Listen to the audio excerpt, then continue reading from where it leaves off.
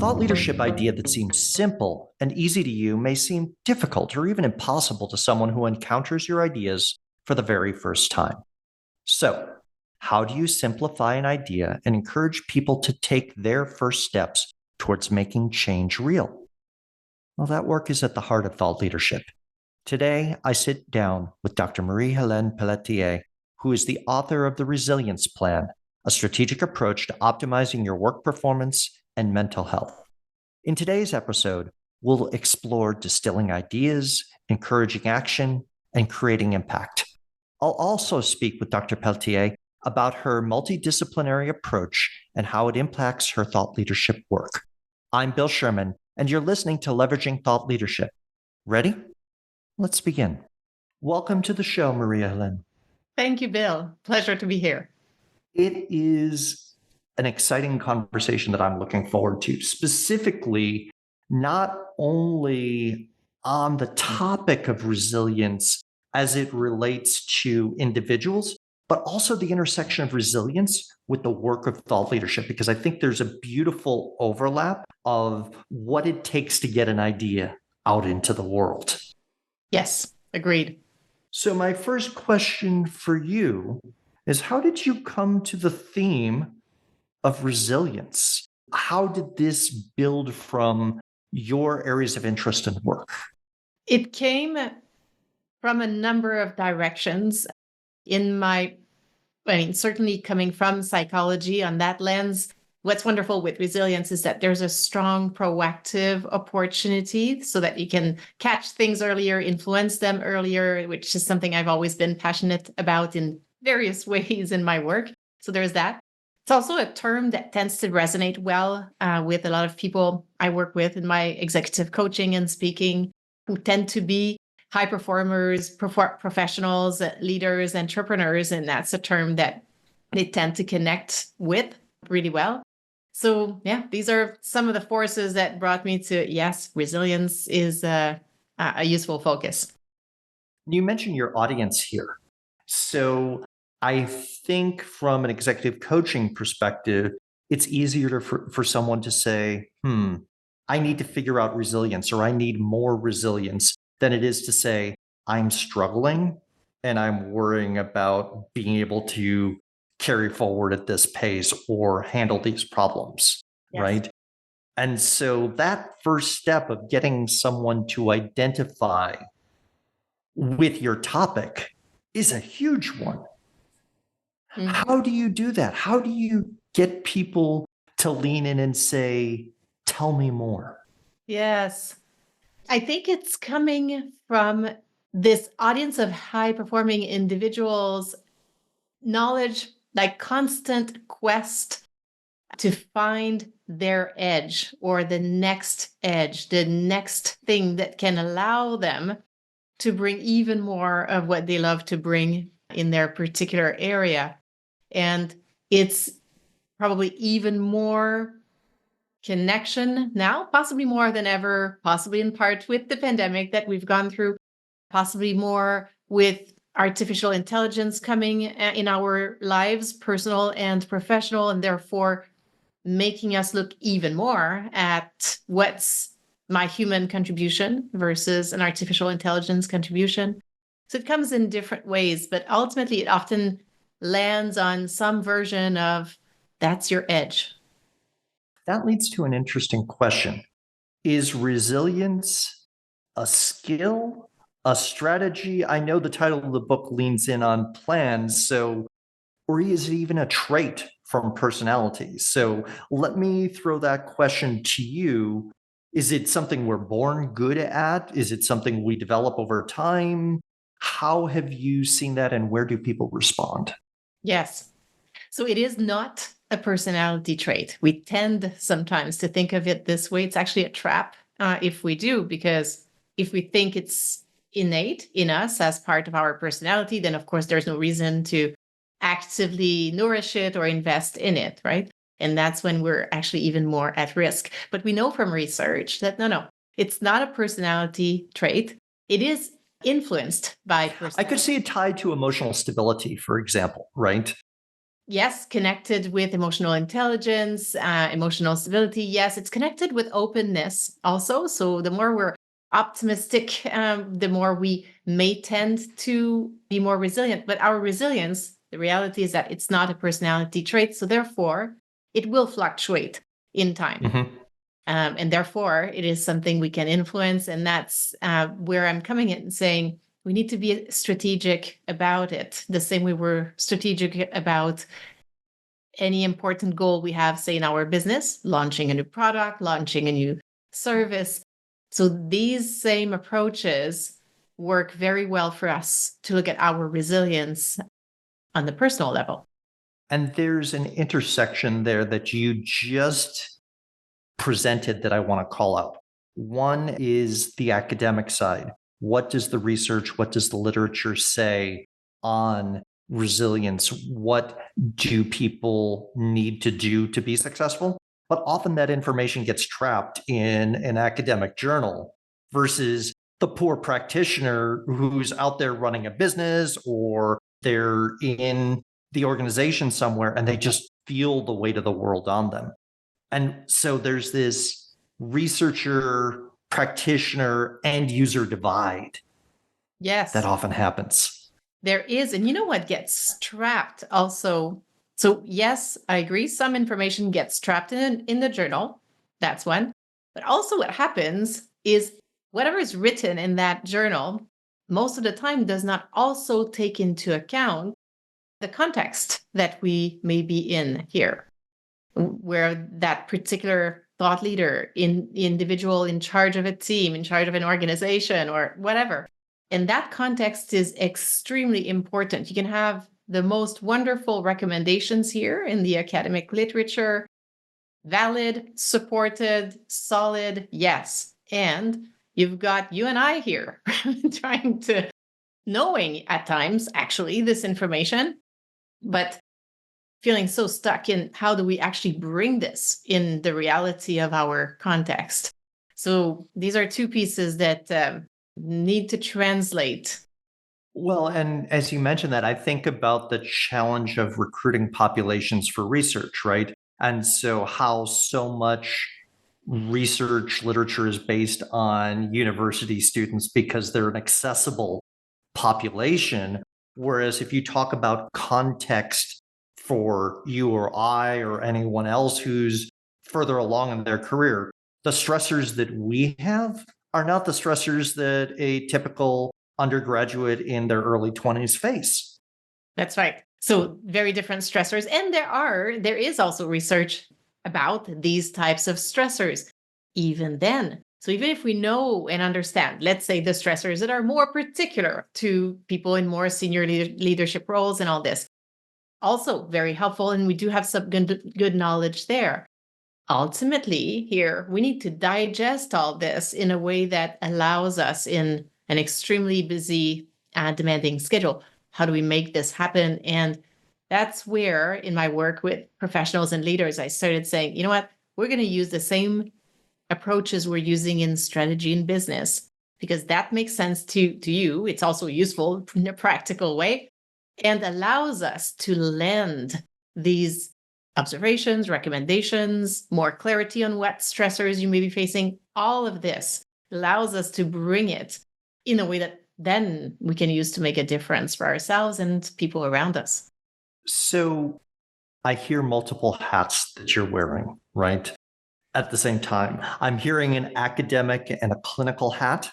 Yep. I'm also then hearing sort of the executive coach or business consultant hat, but sort of reassuring of I can speak your language, right? Rather than forcing your audience to try to understand your language, Yeah. right? And also the hat of having been in those senior management roles. In fact, all of the levels of management roles, junior, like managing a call center, it's like getting into a fire every single day. Middle management, it's truly it is. Middle management, where you've got people in your responsibility, but you're managing up to, and then the most senior levels as well. So understand that. Yes. So talk a little bit about your journey in thought leadership and how did you get to this point yourself? When did you cross into the world of thought leadership? And what were the key points where you had aha and going, oh, this is something I'm actually doing? Yes. It often, in the various points at which it has occurred for me, they tended to appear. Seriously, I was following my nose. I was following what seemed to be missing. I think it probably happened because I had training in my case. Sometimes it comes from just reading people have or other experiences they have. In my case, I did go to school quite a bit. And so it was combining sometimes some of those ideas together. And that's when I'd look at this and say, oh, here's the next thing that could happen. Seriously, it probably felt to me like what sometimes artists describe when they emerge with something that comes from a number of ideas, expositions, and different things prior. It incubate and at some point comes out. That's probably how it happened for me. It was not a deliberate intention to be that or do that or make that happen. No, it just was there. So you are at a point where, as we're recording now, the book just launched less than a month ago, right? Yeah. And so your book, The Resilience Plan, is out. It's being in the world. We were talking about the reviews coming in. Talk to me about the journey itself from knowing what you want to write on to getting the book out into the world. Interesting journey that required me to use some of the things I talk about in the book for How sure. so? Yeah, because a number of ways in which we can proactively and strategically plan to increase our resilience is having a realistic read on the sources of supply, where energy comes from, and sources of demands, where things that demand your energy are. And this being my first and probably only book, didn't have book writing specific experience. And so there was a lot of conversations with as many people as I could on figuring out how long could this take me? How does one protect enough time to do this? And then realizing, okay, it's significant, and therefore some things need to be taken out of my schedule. It's not like, how do you fit this in? Well, I did not fit this in. I changed Right. the whole thing so that there would be a space for it. And all that, just that. The planning required for this to happen in a context where, like you and others, it's not like, your work is a one-time action with, say, a particular client. Often it has multiple touch points. And so getting to a point where a space is created takes a bit of lead time, really. So that was one of the things. Many discoveries, wonderful ones along the way, like the writing community, which did not even cross my mind existed and would be as rich and supportive, and one for me to support as well. Wonderful to discover this. But what I think helped the most was, for me particularly in this case, was being realistic about the demand that this would be, as much as I could. Of course, you can't plan for everything. And then creating the space. And I'm glad I did. And I also created the supports around me. Also glad I had that. So I want to ask a question on behalf of our listeners here, many whom are practicing thought leadership either for themselves independently or on behalf of an organization where they work inside a larger organization. My question is this: if I practice thought leadership, what should I know about resilience that will help me practice thought leadership better? So, what can I take from your expertise to become better at practicing thought leadership? To be good at practicing thought leadership, you need to be very creative, intellectually bringing ideas together and giving them your voice or a different angle, or something like this. There are elements of just what I'll call for now intellectual creativity. And therefore, for the brain to be available to do this, you need to have taken care of creating that availability. I'm using this word right now in a broad way, not just in a time and space way, but in having the energy to do this. And Mhm. so, given that resilience has many definitions. The one I use mostly is our ability to go through adversity and come out even stronger.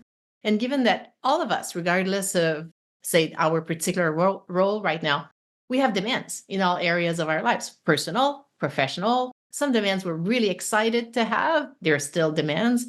Some areas we'd rather not have, but there are still demands. And so the more you build your resilience, it's almost like you're increasing your baseline in a number of ways. And such that when these demands comes, you'll be able to navigate them, grow, come out even stronger.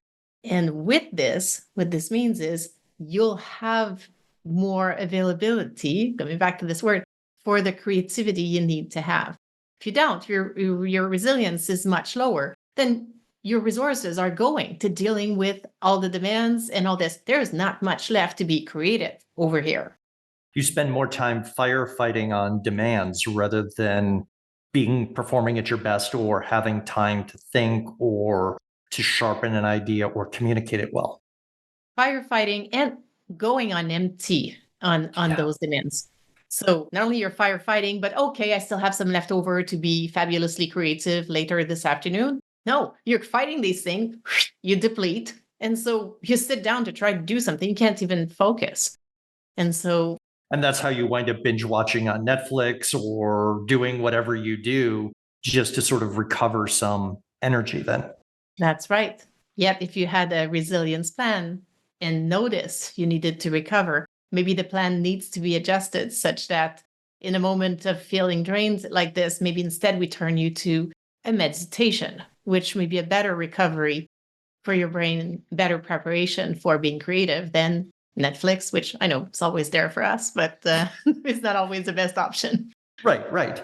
It's sort of like potato chips in some ways. We know they're not healthy, but they still have appealing characteristics. Yes, yeah. I agree with that.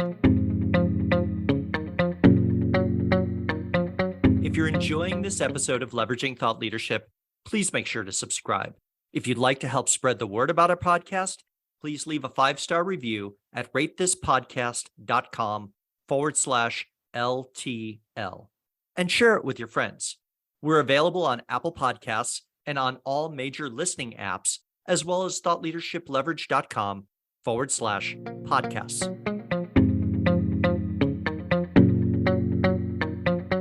So you seem to have put your own IP to use as you were tackling the book project. And you said, look, I know I don't have the reserves to just add this to my plate. What comes off? Talk to me about the process of applying your own insights with you as the mentee or, the person that you're coaching, because you almost have to wear two hats simultaneously, right? Yes. I'm used to doing this because even say in other areas of my work, one of the things that will so I still have a small practice as a registered psychologist. Part of what makes a psychologist, but that's also true on the leadership front, completely different, but part of also what will make a leader even more influential and effective is that degree of authenticity. Are you walking your talk, right? So I've always challenged myself to do this, at times with success, at times realizing, wow, look at that. Walking that talk is easier said than done over here. And that's also how it has felt here. So it has felt very aligned to look at implementing the same things I would encourage someone else to do. It has felt in some ways fabulous because the intention behind implementing this process is to lead to positive outcomes, and it did. So yay, thankfully. Mm-hmm. It worked, Bill. So, right. Yeah. It's amazing when you follow your own recommendations, right? And yes, and they work. So okay for that. But but more seriously, but there was this aspect, that's true. And also realizing that it does require some deliberate attention, which is true for anything new we want in life, really. So combination. I want to underline here the importance of being able to turn inward and to look at yourself and what you were talking about, that ability to not only just have the theory and say, oh, this is good for others, but let me use myself as my own test case. Does this help me? Where do I struggle? Now, you can't generalize from a population of one, but at the same time, it's absolutely essential for you to do that deep thinking and digesting through. And then, like you said, whether you're doing clinical practice as a psychologist or you're doing executive coaching, that allows you to increase the sample size and see where do people thrive? Where did they struggle with these concepts? And what did you think was easy for you? Where then they scratch their heads and say, but I don't get it, or I'm struggling here, right? That process of refinement of the idea begins within, I think, first and foremost. It has to come. I agree. It definitely has to come from that part of it. In this case, for me, in the book, there were also focus groups where, Oh, some of the absolutely. ideas were tried with many of the people, and it's all research based anyway. So there's other data points, thankfully, behind. At the same time, ultimately, you can have all of these data points behind, to your point. If it's not coming from here, then the communication of it and the authenticity with which Yeah. you bring it forward will just not have the same level. That's just a fact. Well, yeah, you could write a book which could be a summary of the literature, but not be reflective of your journey, your purpose, the work that you've done, either inward or helping others. And that's going to be a much more sterile, I would say, book. Rather, it might be empirical, but it's sterile. Yes. And in my case, would not have connected as much with the leaders and the professionals here that And that goes back to your audience. Yeah, yeah. absolutely. If your audience of leaders is not sitting down and saying, what journal articles should I read from applied psychology, for example? No, they're not. They don't have time for this. Overloaded. And we need to get to the point. Yes. Exactly. Give me something, maybe a one pager or a summary that I can take, apply, and use now, rather than stick me in a land of theory and complexity. I'm looking for a tool, I'm looking for a solution. And I think that hunger or appetite for help is often that first hurdle you have to cross with an audience, that you can say, hey, here in 60 to 90 seconds, here's something that can help you. Yes. And it's worthy of more attention from you. Mm-hmm. Yes. Yeah. No, absolutely agreed. So the book is, in that sense, very concise, and even the 9 chapters that are in there have summaries. They have reflection questions, so it can be used for ourselves in our own reflection, or with others, or even as a way to skim it if Right. someone wants to start with. Yeah. Well, and I think even the title, the resilience plan, signals that it's an approachable sort of thing. It's a tool that leaders are used to using. If you said the resilience model or resilience framework or something like that, you'd be speaking to a different audience, probably more theoretical and academic, rather than, I need a plan to put this in action today. Exactly. Yes, that's all. Exactly. That was part of the reflection, because I did consider many titles, and ultimately what made me land on this one was not what MH feels like the title should be. It was what resonated. I've tested it. I've done all kinds of things to see what would connect. And so that's how I got there. So you're completely right. Well, and in the old days, we would have asked the question of what book title would cause you when you're browsing at a bookstore to pull it off the shelf. Now it's the question of, would you click on this if you're browsing through Amazon to actually read the description? The title is the first interaction and touch point. And if you don't get that click, you've missed the opportunity for even a 30-second conversation. Yes, agreed. Sweating the details and testing that is huge. Absolutely huge. So I want to ask you a question based on your journey in thought leadership. Okay. And you've been on this journey for a while, but you made a comment and you said, "This is my book. It may be my only book." Yeah. Okay. First off, I want to unpack that. What do you is that it's like this is the definitive piece, or I don't have another book in me? What's the thought there? Well, I mean, we'll see, of course. The door is not Right. closed, so it can change. There's flexibility there still. Having seen the years of investment Mhm. to get here and the choices that therefore I had to make for it to happen. Now, these things that I've put in parentheses for these years, I really want to bring them back in now. And I don't think I will want to put them in parentheses again anytime soon. So that's in part what makes me look at this and say, and I very much enjoyed one big challenges only once. One PhD, one marathon, one child. And I'm thinking this may very well be one book. So we'll see how it goes. But that's sort of the positioning where I'm thinking right now. And that makes a lot of sense in terms of allocation of resources and time and energy.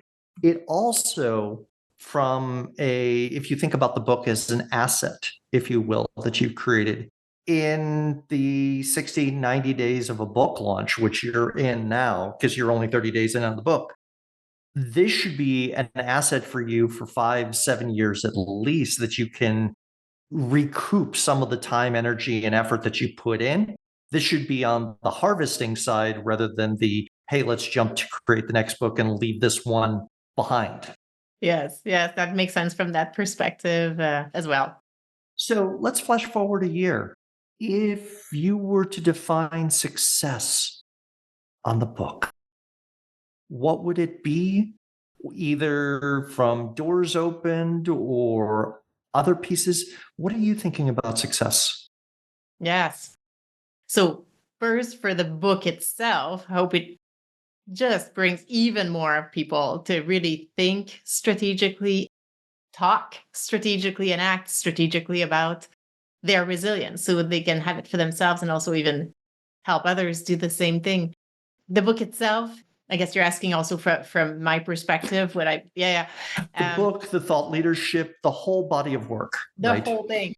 So from the book perspective, some of that, I think it will hopefully enhance even more the trust that some groups that would have taken more time to trust bringing this kind of expertise into their teams or for themselves. Trust it even more, enhance that, perhaps increase also some of the work I do on the executive coaching and the speaking side of things.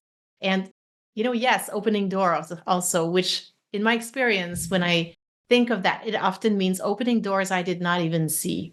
And that's in part what's exciting. I think it's the same thing that happens at times in thought leadership where you don't know yet what is the next door you're going to open as you carry on. And it feels that way in that sense. Already feels like this.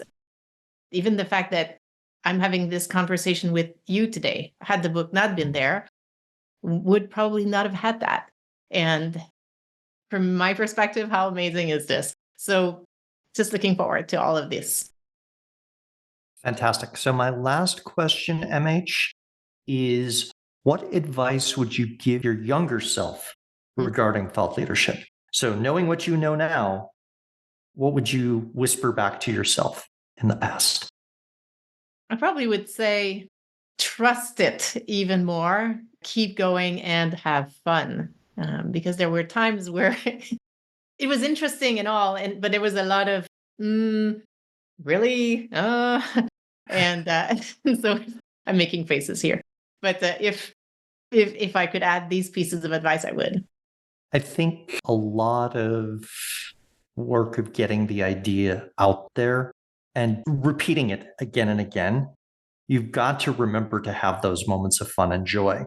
Because if you're speaking to the same topic again and again, especially at an introductory level, you could easily just go through the motions. Mhm. Having fun is also a way of reminding yourself, be present. Yeah. Make it fresh. Because for your audience, this may be the time that they encounter that idea for the first time. And if you're present, they're more likely to receive the message. Exactly. It's important to reconnect if that's to stay connected or reconnect with the energy, the excitement that brought you originally to this topic. Sometimes we need to actively Yes. nourish that. Sometimes it's there on its own and it's fantastic. But yeah, if you work on something for a long period of time, maybe you need to find that flame again. And it does translate in conversations, in the work you do. And so it's worth investing in and not, yeah, absolutely not just going through the motions, because that is unlikely to be inspiring to anyone, really. Exactly. Exactly.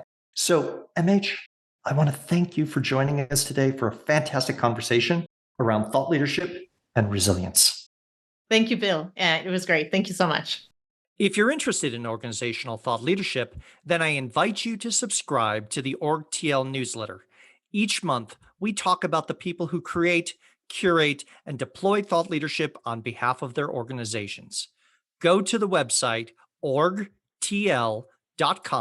and choose Join Our Newsletter. I'll leave a link to the website as well as my LinkedIn profile in the show notes. Thanks for listening, and I look forward to hearing what you thought of the show.